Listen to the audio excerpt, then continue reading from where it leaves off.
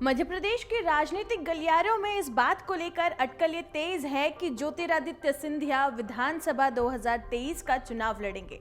मार्च 2020 में कांग्रेस से बीजेपी में आए केंद्रीय मंत्री ज्योतिरादित्य सिंधिया ग्वालियर चंबल संभाग में पार्टी के एक बड़े नेता हैं। अब ये चर्चा और भी ज्यादा तेज हो गई जब बीजेपी ने विधानसभा चुनाव के लिए अपनी दूसरी सूची में कई दिग्गज नेताओं को चुनावी मैदान में उतारा, जिनमें 3 केंद्रीय मंत्री शामिल रहे, जैसे कि नरेंद्र सिंह तोमर, प्रहलाद पटेल और फग्गन सिंह कुलस्ते के साथ पार्टी ने राष्ट्रीय महासचिव कैलाश विजयवर्गीय को भी अपनी दूसरी सूची में शामिल किया।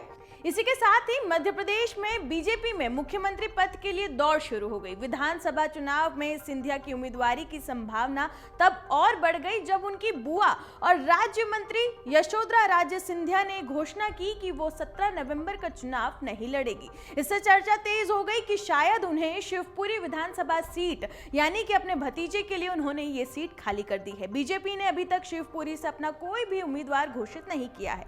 अब इस बीच राजनीतिक गलियारों में इस बात को लेकर अटकलें तेज हैं कि केंद्रीय मंत्री यानी कि ज्योतिरादित्य सिंधिया क्या 17 नवंबर को होने वाले विधानसभा चुनाव लड़ेंगे। आइए आज के इस रिपोर्ट में जानने की कोशिश करते हैं इन्हीं सब सवालों के जवाब। आपका स्वागत करती हूं मैं अमर उजाला मध्य प्रदेश छत्तीसगढ़ में और आपके साथ मैं हूं राधा बगोत्रा।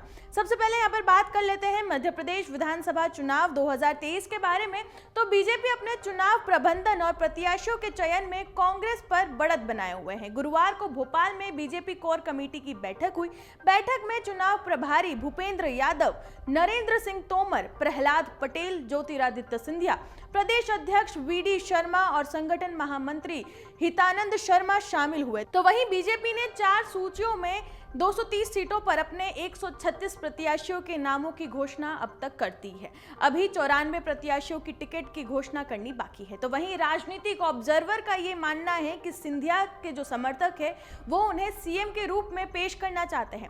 ऐसे में सिंधिया के चुनाव लड़ने की भी प्रबल संभावनाएं हो सकती है। तो वहीं कई पॉलिटिकल एक्सपर्ट्स का ये मानना है कि अगर बीजेपी सत्ता बरकरार रखना चाहती है, जितने भी सीएम पद के उम्मीदवार हैं उन्हें चुनावी मैदान में उतारना पड़ेगा। अगर सिंधिया चुनाव नहीं लड़ेंगे तो वो इस रेस से बाहर हो जाएंगे, इसलिए सिंधिया चुनाव लड़ सकते हैं।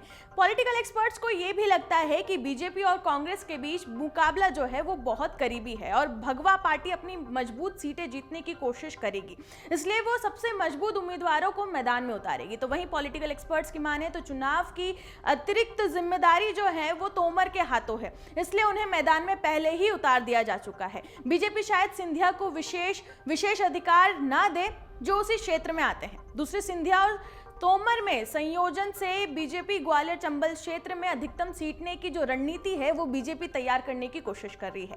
सिंधिया को उम्मीदवार के रूप में मैदान में उतारना यानी कि बीजेपी अपनी ओर से ये कोशिश कर रही है कि कांग्रेस के जो दिग्गज 2 नेता हैं यानी कि कमलनाथ और दिग्विजय सिंह के नेतृत्व वाली विपक्ष की रणनीति पर वो काम करना चाहती है। यानी ये जो 2 बड़े दिग्गज नेता है कांग्रेस के, उनको कड़ा मुकाबला बीजेपी देना चाहती है। तो वहीं अगर हम बात करें कि उनके सामने हराने की मतलब कांग्रेस को हराने की ये योजना जो है वो बीजेपी तैयार कर रही है।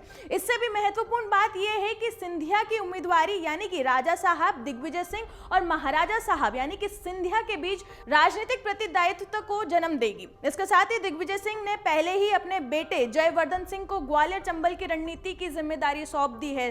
तो वहीं कई सिंधिया वफादारों को भी कांग्रेस में वापस लाने की जो है वो कोशिश की जा रही है। बीजेपी ने अब तक मध्य प्रदेश में आपको बता दें कि 230 विधानसभा सीटों के लिए अपने 136 उम्मीदवारों की घोषणा कर दी है, जहां 17 नवंबर को मतदान होगा। वोटों की गिनती छत्तीसगढ़, राजस्थान, तेलंगाना और मिजोरम के साथ 3 दिसंबर को होनी है। अब इस रिपोर्ट पर आपको क्या कुछ कहना है हमें कमेंट सेक्शन में जरूर बताएं और इस तरह की तमाम जानकारी के लिए बने रहे हमारे चैनल के साथ। अमर उजाला अब आपके टीवी पर भी।